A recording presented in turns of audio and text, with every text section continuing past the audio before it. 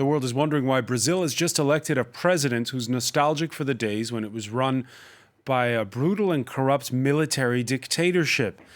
We'll be asking about the appeal of 63-year-old seven-term Congressman Jair Bolsonaro, a far-right former army captain with a penchant for the politically incorrect and a crime-fighting plan that's closer to that of the Philippines' Rodrigo Duterte than of Donald Trump of the U.S. Bolsonaro rode the wave of anger over crime and corruption in Brazil, also voter fatigue with the Workers' Party of Lula in a nation battered by its worst recession in decades.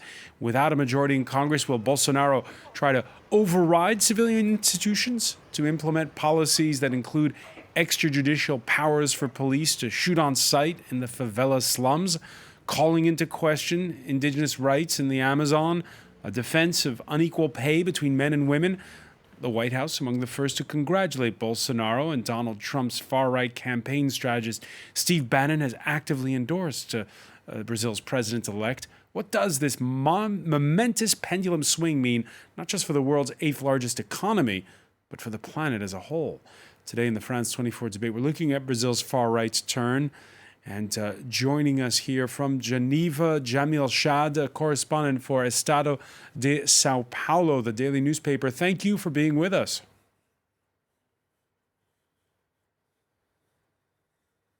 My pleasure. Here in the studio, Alfredo Valadão, who teaches at the French Political Science Institute, Sciences Po, president of the EU-Brazil Advisory Board. And France 24's Tatiana Reiter is with us as well. How are you? Good, thank you. The France 24 debate on Facebook and Twitter, #F24debate. After winning by a resounding 11-point margin, Jair Bolsonaro, in his victory speech, sought to reassure this country belongs to all of us, he says, Brazilian by birth or by heart, of diverse opinions, colors, and orientations. The fear, though, that the nation's bitter polarization will worsen. Ellen Gainsford has more. After the results came in, tensions ran high on the streets of Rio. Following a deeply divisive campaign, Jair Bolsonaro is set to lead a country that's increasingly polarized. His supporters believe he will rescue Brazil from what they see as a corrupt and morally bankrupt left wing, restoring law and order and conservative family values. They lost at the ballot box, they haven't accepted defeat, and are attacking us because we're Bolsonaro supporters. While those on the left have vowed to resist his policies. Many are worried about his admiration for the former dictatorship and fear his sexist, racist, and homophobic comments will stoke division. We've suffered a defeat today, which is part of an international manipulation by the extreme right Millennium Institute, which finances fascists all around the world in a conservative wave. We do not feel defeated, but will fight. We will keep resisting and will fight for democracy and against fascism. While Bolsonaro's supporters celebrated in a party atmosphere, riot police deployed tear gas to disperse protesters. Early tremors from this seismic shift in Brazilian politics. Jamil Shad, it's the day after. The stock market's happy. What's the mood that you're gauging when it comes to this 11-point victory for Bolsonaro?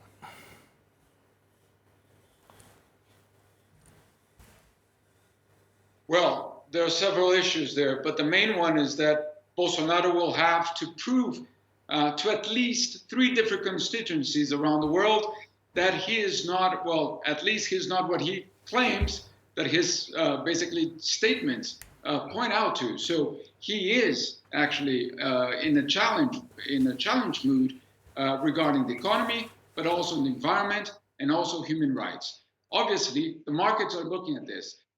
Even, for example, the World Economic Forum here in Switzerland is inviting already Mr. Bolsonaro to be in Davos January next year to try to explain to the entire community what is his plan for Brazil. It is a big question mark for many, but the truth is that he will take over a country that is deeply divided, and he will have to prove himself both internally but also outside the country. And you get to the heart there of something important, which is he something old or is he something new?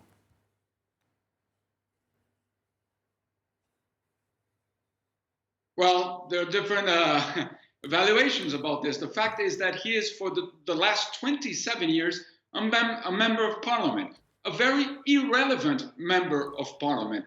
That must be said as well. Now, what he claims is that he comes with no, let's say, not the same contamination from traditional parties. We have to remember this vote of yesterday. We have to listen to the streets. The vote of the streets was a vote of protest, was a vote against traditional parties who absolutely failed in the economy in terms of violence, but also in terms of corruption. The problem, obviously, is that the choice that was made is of a populist, right-wing, very extreme right-wing candidate that will not succeed if he applies what actually he stated. Today, even today, we saw the European Union, for example, saying that they hope, basically the European Commission, saying that he hopes that Mr. Bolsonaro will consolidate democracy. And yesterday, in his speech, was very interesting because he had to state very clearly that he would respect the Constitution. We are in 2018, and we're still having to say that we will respect the Constitution. That's quite a sign, actually. Yeah, let's get a sample of that. Jair Bolsonaro in that victory speech vowing, as you just heard from Jamil, to defend Brazil's constitution. As a defender of freedom, I will lead a government that defends and protects the rights of citizens, that fulfill their obligations and respect the law. The law is for all, because that is the way our government will be, constitutional and democratic. Alfredo Valadão, do you take him at face value? Many people are worried. And the problem is that this election were fought on fear. Fear from both sides. One side had the fear that we were going to go to a military dictatorship. The other side feared that if the Workers' Party came to power again, we will go down the Venezuela way. And so if you look at the votes, most of the people who voted for Bolsonaro, and even a lot of people who voted for Haddad, voted against the other and not for the other. So now we are in a position where both sides are not very legitimate in a certain sense. So break it down for us. What tipped the scales? It was an 11-point win. That's a resounding win for Bolsonaro. What tipped the scale was, first, the situation. Violence. We had 64,000 people who assassinated last year. And in the last 10 years, 550,000 Brazilians died by assassination. This is more than Syria. The people were absolutely angry about that. And then corruption. Corruption for everybody. And because the Workers' Party was in government, it was worse. And so people couldn't keep going on with this. And then the economic crisis, with a lot of unemployment, etc. So people were very angry. And people were very angry too with the Workers' Party, in fact, because the Workers' Party presented itself like a white knight that would moralize the political life, that would solve the economic problems. And in the end, it didn't do that. So people were very, very angry with all that. It's like, in a certain sense, when the Arab Spring said, we're going to get out with everybody. And so the Brazilians did that. And so now the problem is, well, what's going to happen? Because Bolsonaro didn't really have a program, or he didn't say he had a program. He has an economist, which is what we call... Paulo Guedes. Paulo Guedes, a liberal economist. Who's sort of his guru on economics. Yes, because he himself says he doesn't understand anything about economics. So we don't know if he's going to do that. And even if he wants to apply his program on violence and distributing firearms, etc., to the people, he has to change the laws. So he has to go to justice, to parliament. Parliament now has 30 parties. Half of the new parliament are new people. So even Bolsonaro is saying, I'll have to negotiate one by one every vote with every one of the deputies, of the MPs. So we are in a situation where you have the justice that is quite strong. Already the accusers, the federal accusers, I don't know how to say that. Federal prosecutors. The federal prosecutors have already said we won't let Bolsonaro make a law that says that policemen can kill. So. But already, Tatiana Ryder, they do kill Yes. a lot of times in the favelas, in those working class slums. Does he need new laws to become, if it's a worst case scenario, a Brazilian Rodrigo Duterte who's in favor of extrajudiciary killings? No, I think actually that would be a very unfortunate law if it does pass. But he doesn't need the law, does he, or does he need the law? Well, I think he's trying to protect the rights of the policemen who accidentally end up, killing a person when they're trying to kill someone else. But what scares me the most with his program regarding violence is the potential legalization of guns. I think that would be a difficult issue to handle in Brazil because we're going to have a rise in militias who are going to just take over and try to replace the police force if it doesn't, if the police doesn't follow what they want to. And that's going to be very difficult. But I'd just like to go back on the point that you mentioned about Venezuela. I think that in this election, and Venezuela and the military dictatorship, I think in this election we lost a lot of time talking about if Brazil is going to become a military dictatorship or Brazil is going to become a Venezuela because of what you mentioned. The institutions are so powerful that neither scenario would actually happen. And in a way that got in the way of them talking about programs, they didn't talk at all about programs. And Bolsonaro's security program to increase security forces is actually still very vague. So we don't really know what to expect. All right, well, let's cross to somebody who's going to have a first-hand look at all of this. Heitor Freire, newly elected member of Parliament for Jair Bolsonaro's Social Liberal Party, president of the PSL in Ceará State. Thank you for joining us here in the France 24 debate.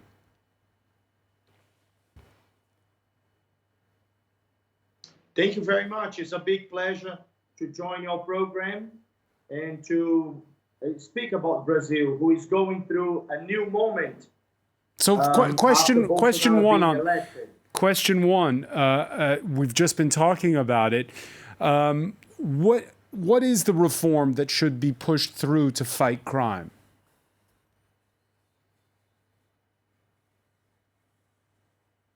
We do need someone with compromise. Bolsonaro is, with his background on the military, and someone who has always been very compromised with the country.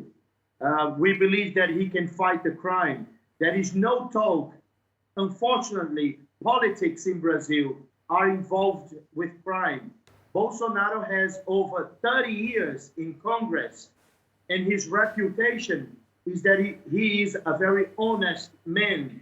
He has been even known for tribunals and for courts, for judges, and also the crime knows that there is no talk with Bolsonaro. So we do need to target the corruption and the crime on the same way, with honesty and with a strong hand. And Bolsonaro will do resolve. But concretely, what measures need instituting? To target the crime.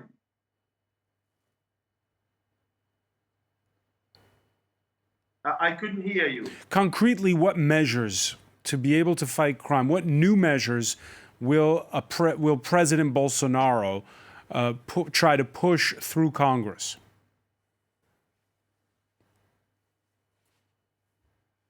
The first one is to make strong our police. Our police in Brazil is very weak to target the crimes. They do not have human materials and instruments to investigate and goes to the source of crimes. So he needs to strengthen our police, not just with material instruments, but giving them judicial laws for them to do their jobs. Unfortunately, in Brazil, police cannot put in jail criminals. They are persecuted by judges when they do their jobs. So the police need the laws in their side, and also they do need materials to target crime. So Bolsonaro has to make the police stronger for them to fight the crime on the same level. Jamil Shad, your reaction. You just heard Heitor Freire say more means for the police and more powers.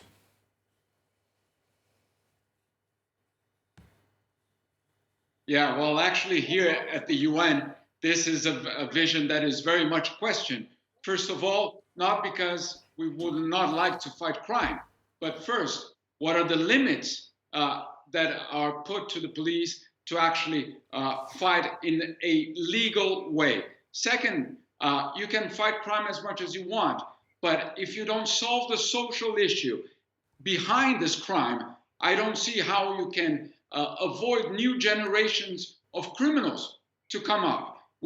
Brazil already has one of the biggest population of detainees in the world. So my question is, if this is the strategy forward, just security and a big security apparatus, my question is, what are you going to do with the next generation of people coming, basically youngsters that today are abandoned by the state? So if you are going to be present at the favelas with force, my question is whether this will work, and you're actually not going to just postpone, perhaps for a couple of years, the resurgence of force.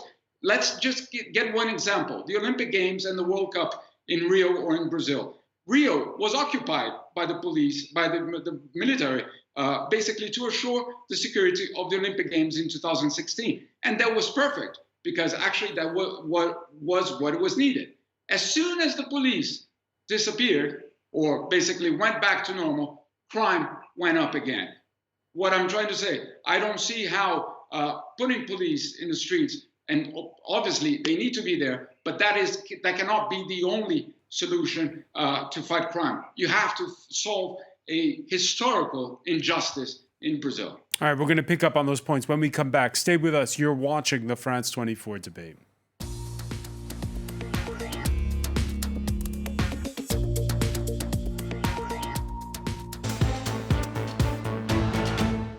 Welcome back, or welcome if you're just joining us. It's the France 24 debate. We're digesting news of a seismic shift in Brazilian politics with the election of the far right, Jair Bolsonaro, as president. He'll be sworn in January. With us to talk about it, Heitor Freire, who'll also be sworn in January as a member of Congress, who joins us from Ceará State. Many welcome back to the show. Welcome back as well to Jamil Shad, who joins us from Geneva, correspondent for Estado de Sao Paulo, the newspaper.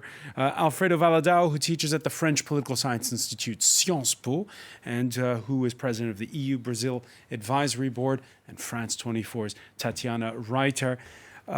Many of those voting, and I'm looking at you, Tatiana, were not born yet or too young to remember when the military ruled from 1964 to 1985. Haxi Mars-Belkin has more. As soon as the results were in, an impromptu military parade in the Brazilian city of Niterói. Crowds cheer as trucks and soldiers roll by. This footage posted on Twitter is captioned "Celebrating the victory of our president Jair Bolsonaro." For Bolsonaro's detractors, the military's overt support for the far-right former army captain is deeply worrying. One history professor likened Sunday's images of the army in the streets to those of Brazil's military coup in 1964, a day that ushered in 2 decades of brutal dictatorship. Brazil's president-elect secured over 55% of votes in the country's presidential runoff, buoyed in part by the support of police and the army. As well as vowing to eliminate corruption, Bolsonaro has promised a no-tolerance approach to tackling crime. He wants to make it easier for the forces of law and order to use lethal force. If one of us, civilian or soldier, is assaulted, if he shoots the attacker 20 times, it serves them right. He must be decorated, not judged. Bolsonaro grew up during Brazil's military dictatorship. He later chose to join the army as a parachute infantryman, slowly rising through the ranks. In 1986, he wrote an article for a news magazine criticising low military salaries. It landed him in prison for 15 days, but also launched his political career as the voice of the army's rank and file. 3 decades later, Bolsonaro speaks nostalgically of the military dictatorship and has vowed to pepper his government with military top brass. For him, images of the army parading through the streets will be seen as an honour, not a threat. Alfredo Valadao, you say there's an element of fake news in that report? Yes, the top brass of the military just made a speech saying, no, it was just going from one barrack and another was already... On election night? Yes, they were going from one barrack to another. And the people saw them and they said, oh, yes, good for the military. But what is interesting is that the military today are not the military of 64. Today, the military don't want to manage this country, which is in such a bad shape, and they are very worried to take politics inside the barracks because that will take out discipline. But hang on, the vice president-elect of Bolsonaro was forced to retire early as a general because he'd said, if we can't clean up the corruption, we'll get the generals in. Yes, but the generals were happy to have him out because there's always in the army some generals who are retired, who are very right-wing. But the top brass now, they are very happy with this role of becoming a kind of moral authority and playing this kind of game of not getting inside politics. So they have some retired generals that can participate in the government. But the army as itself doesn't want to participate in the government and has already said it a lot of times, said, we want the constitution only. There is a possibility that the army can intervene. Two possibilities. One, if somebody really goes over the constitution. They will intervene. And the second, if all this thing becomes a generalized political violence, and that they will do. But if there's no these things, I'm sure that they don't want to, and they say every day that they don't want to take that. Jamil Shad, are we making too much of the military past and the fact that Bolsonaro has had those meetings with former generals?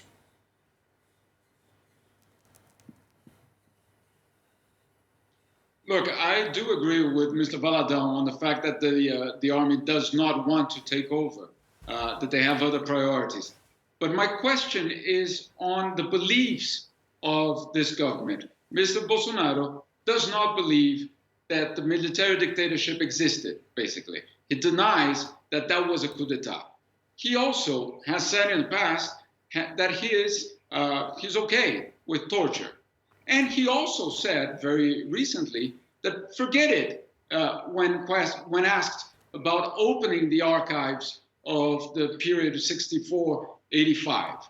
So my question is, what exactly are we dealing with when you have a president that denies an obvious past? Not only that, but how much would he be okay as well if something like torture happens again? So the question is not that we'll have tanks in the streets as there was in 64, but whether he would be, let's say, complacent to some kind of violence. Violence, obviously, in this way. So the question is obviously one of human rights. And according to him, human rights is something only good for the people of goodwill, as he says. It is very hard to defend such a position. But I do agree with Mr. Valadão. I don't think we can compare that period with this period now. But I still have a lot of question marks when we have a president that obviously does not want to deal with the past. Heitor Freire, how do you see the period between 1964 and 1985?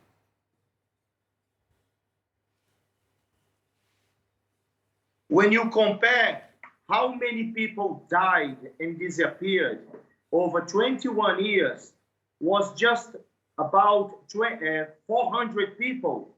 Just in my state, we have 27 states in Brazil, and just on my state, we have nearly 6,000 people dying of crimes. So when we compare the freedom that we talk over the elders, the older people over that period, you will see that they were free.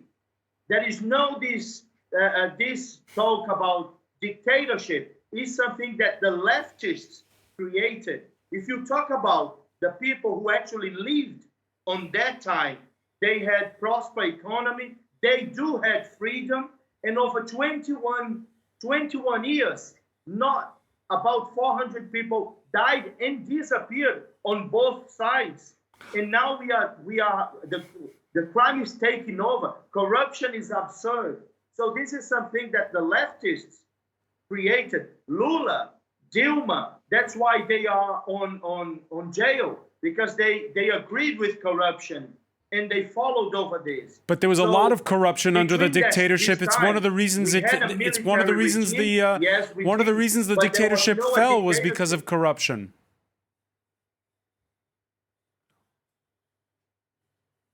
Not dictatorship. We didn't have dictatorship. The militaries, they returned the power to democracy.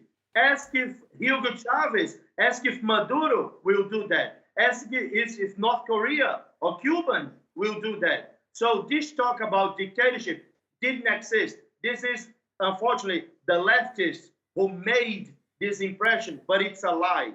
Alfredo Valadão? No, I think that's not true. There was a dictatorship in Brazil, obviously, with censure of the press, with a lot of things. It's true that it's not the dictatorship of Pinochet or the Argentinians, who had 24,000 people killed in Argentina, and I think 3,000 in Chile. It's true that.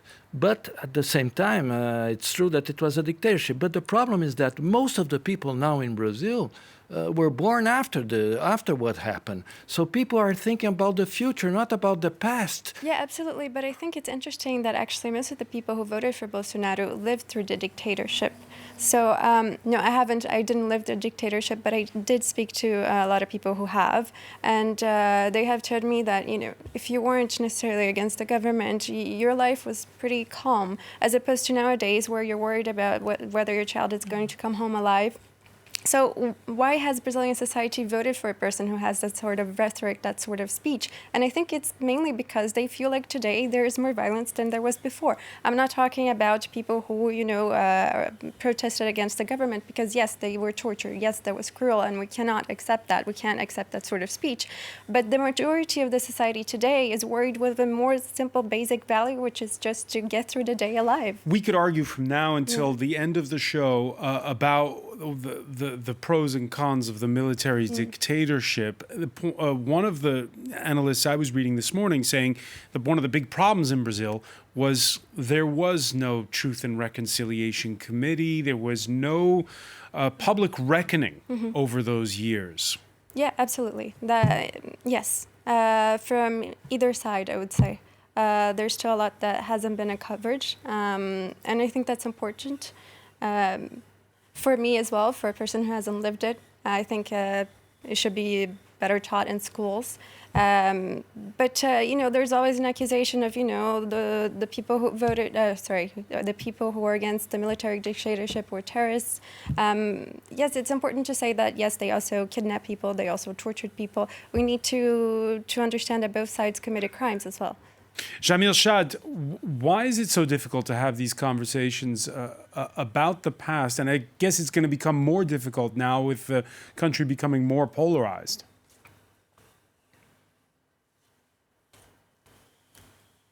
Yeah, I just want to answer to the congressman. In my newspaper, censorship was very real, with a censor working inside the newspaper and vetoing stories when this was not convenient to the government. Not only vetoing, But in the case of my newspaper, there was this strategy of publishing cake recipes instead of the story that was vetoed. So if this was not a censorship, what is it? No, to begin with the story. Now, why is it so difficult? Your guest there just mentioned something very important.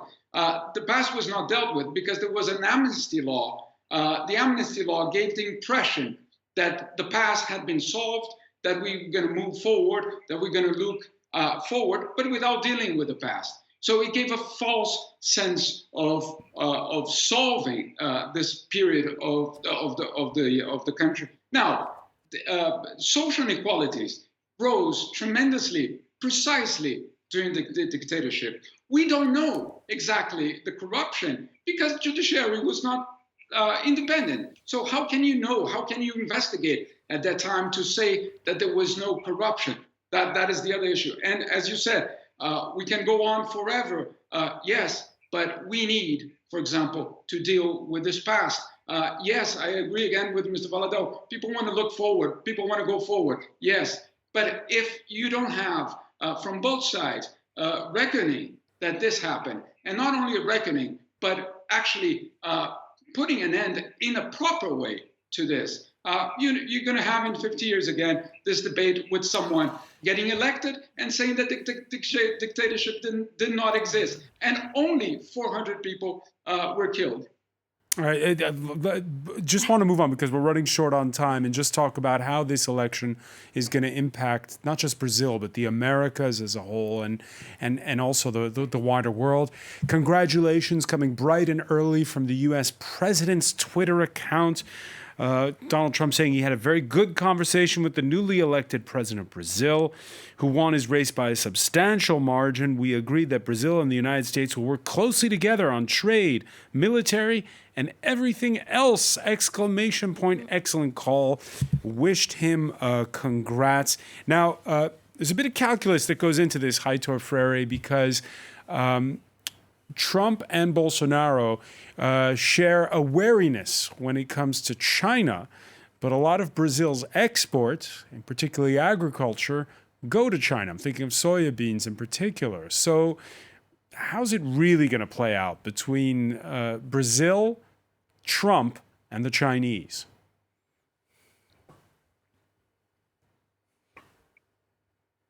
Bolsonaro has given some directions. The first country that he visited was Israel. In the Northeast, where I live, we are very dry and we do not have a lot of rains here, but our soil is a very rich soil.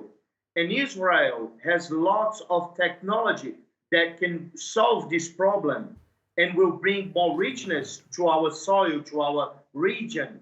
So Bolsonaro will bring more of this technology to Brazil.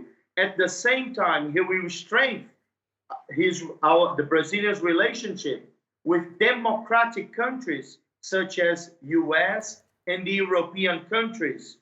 The former governments, so the governments of Lula and Dilma, they used to have more relationship with countries, with dictator and left and socialist countries such as Cuba, Palestinian, and others, African countries. And our direction now will be to strengthen with Israel, US, and European countries, where are developed countries and can help Brazil to make our economy more stable. We have a worry with the Chinese as they are coming and buying a lot of things. And we have to make sure that this is being done under the law and following the Brazilian culture and the Brazilian directions.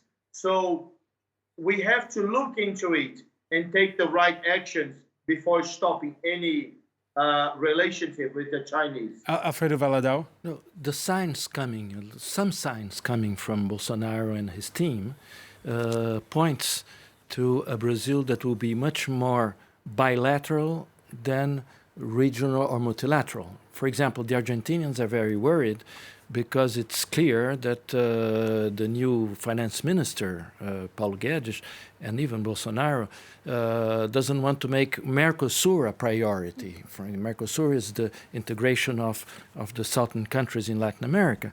And so the idea is to change a little bit tack, to have more technology, more markets with more developed So to countries. be like Trump, lots of bilateral deals and not Lots of so much bilateral deal, multilateral but Brazil deals. cannot afford to leave multilateralism because it needs multilateral for its foreign trade. But it's true that China has become a kind of monopoly on Brazilian export, because Brazilian exports to China the biggest commodities, which is soya beans, and iron ore. But you cannot live on that anymore. So Brazil will need to develop its industry, its services, its technology, etc.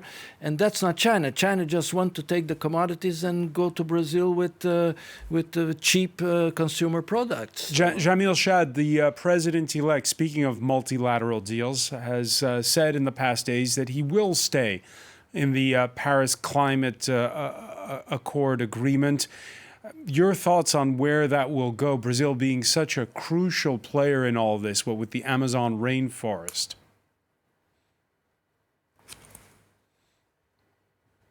Absolutely. Just to take on the point of Mr. Valadão as well, Brazil needs the multilateral system because obviously it doesn't have the same capacity to influence as the US. I wouldn't say not even only to influence, but to blackmail partners around the world to get a better deal. So Brazil has always, the foreign policy of Brazil has always been relied on the multilateral system as a democratic platform to basically be able to export, for example, everywhere and also have access to every market that it's needed.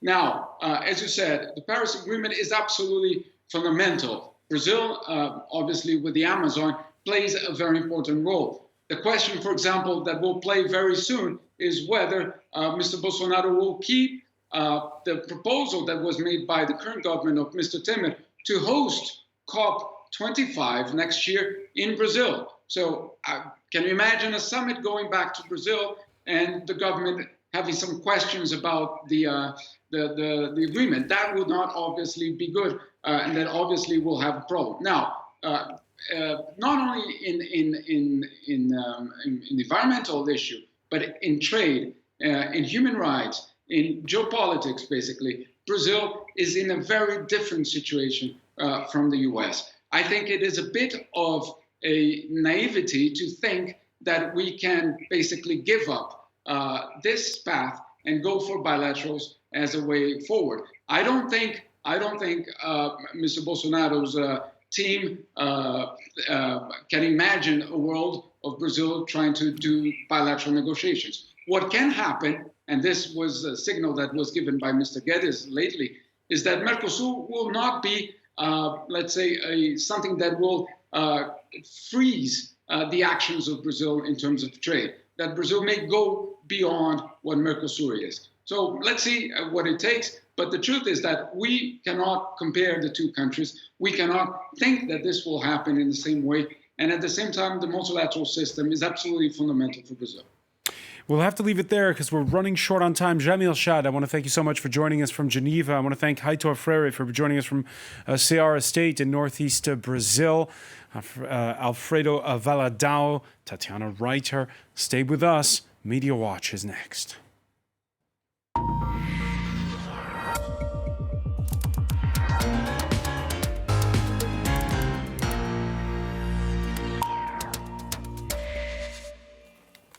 And we say hello to James Creedon. Hi, Francois. So a lot of people, of course, as you've been pointing out during the show, drawing lines and connections with what's been happening elsewhere. This isn't, I suppose, everyone extrapolates. Indeed. And so projects. You have cartoons such as this one in the Courrier International, picked up by the Courrier International here in France, from a Greek cartoonist showing an image from a sort of a biblical Old Testament type image, Adam and Eve there with various kind of snakes peering down from various trunks, quite a poetic image, and it's echoing this cartoonist who has also been publishing his pictures or his cartoons in, I believe it's the Dutch press, and so you can see a kind of a similar image emerging here, that they're kind of symptoms, if you like, of a broader malaise, that there is a connection between these various elections of Donald Trump in the US and Bolsonaro and elsewhere. Brian Klaas, who is a political scientist and writes extensively on these issues, says a neo-fascist takes power in Brazil. One of the strongest defenders of the rules-based international order signals the beginning of her end in Germany, and the president of the US continues to attack democratic institutions at home while cheerleading for despots abroad. So again, the links being drawn, and it's sort of a bleak picture being painted there by Brian Klaas. Meanwhile, Ian Bremmer of New York University and also Time magazine. For everyone that wants to blame Trump for the staggering political hatred in the US today, it's worth asking why the same thing is happening across Europe and many other developing economies. Trump is a symptom, not a cause. He goes on to say in a second tweet there, sort of a connected notion, to fix the problem, you need to address the root causes: economic inequality, failed social safety nets, immigration without integration, and the media and tech complex. So it's an idea that's coming back, expressed in many different quarters, Francois. Tatiana Reiter, what do you think? Because you're watching the French coverage a lot, for instance, of Brazil. When you hear Bolsonaro described as the Brazilian Trump, what goes through your mind at that moment? I'm not sure that's actually such a good characterization, because the issues in Brazil are so different than the issues in the United States. I think we'll have to wait and see, because so far he has appealed to the same base as Donald Trump, the BBP, Beef Bullet Bible, but we have to see how he's going to govern, if he's going to be... Right, and indeed there are some commentaries that I'll get to them in a moment, just making that the point that it's not directly comparable to the US. Libération, the left-leaning daily in France, Laurent Geoffrin wrote this editorial piece a couple of days ago, but it still stands. There's even a map there showing democracies that are affected by far-right nationalism or right-wing nationalism. You can see there in Europe, countries such as Poland, and then in the Americas, the US and Brazil. And what he says in this piece is that there's, he's trying to sound a note of balance as well, saying there have never been so many democracies on the planet as right now. This is not the 1930s, but there is a more insidious, pernicious evil coming from within, which is hollowing out our democratic culture, and he's calling it national populism. He's saying it's not open dictatorship, but it's a creeping trend that in the name of the nation erodes liberties, the state of law, genuine public debate, and the foreigner or the other is designated as a sort of a scapegoat. And he finishes by saying, Laurent Geoffrin, that instead of liberty, equality, fraternity, it's more identity, security, intolerance. So certainly not. But there's lots of various shades with the... Right, shades of grey, some of them black, but shades of grey indeed. Right. What else do we have? We have El País, again, you can see there in the headline, Bolsonaro, Trump, Brexit. In this piece, they're talking about endemic corruption, wealth distribution, poverty, the anger that engulfs these countries has 1,000 different justifications, but the phoenix that is rising from the ashes of the fire is Bolsonaro, Trump, Farage. So I guess no recipe there for resolving it, just diagnosing a sort of a common reaction, if you like. What else do we have? Of course, then tactics. Tactically, I think you can definitely draw comparisons to Donald Trump. Here you see one of Bolsonaro's sons, photographed with Steve Bannon. Back in August, yeah. That's right. And indeed, this idea that you have, what would you say, emissaries or people speaking on your behalf, and then you have the ability, as Trump did, to say, well, I never said that. And it's sort of testing the waters via social media, having people speak in your name. And of course, then I suppose the use of fake news as well, or at least tackling fake news. To get to the points about the distinctions, but Glenn Greenwald of The Intercept, who of course lives in Brazil and writes often about Brazil, spoke on Democracy Now! And you can see this is being tweeted here. He said he explicitly reveres and wants to replicate the worst elements of the military dictatorship. Whether he'll be able to do that is a looming question, but that's definitely his intention. A lot of people harping back to that even in this New York Times piece. And I'll finish with this. He really comes not from this modern alt-right movement of the type of Donald Trump, Nigel Farage or Marine Le Pen, but the Cold War far right that carries out enormous atrocities in the name of fighting domestic communism. So I guess culturally it's coming from a different shift, and you can see a lot of violence in the images there of this sort of what would you say, hitting on leftists and whatnot. It's very, very divided landscape online. Right, so the old left-right divide is what he plays on. James Creedon, I want to thank you so much. I want to thank our panel again. Thank you for joining us here in the France 24 debate.